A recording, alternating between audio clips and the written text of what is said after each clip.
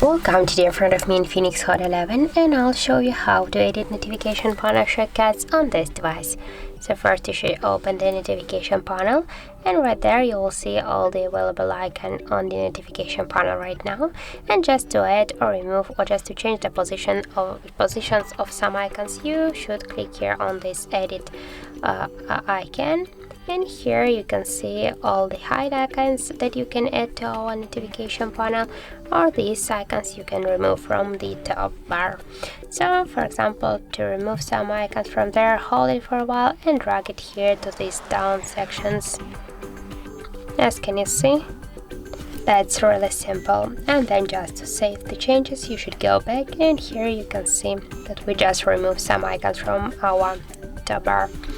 And just to add some icons from there, you should hold it for a while and drag it here to this up section by this way. As can you see, that's really simple. And also just to change the positions of the icons, hold for a while and drag it here. For example, the next one will be the airplane mode. So hold and drag it here.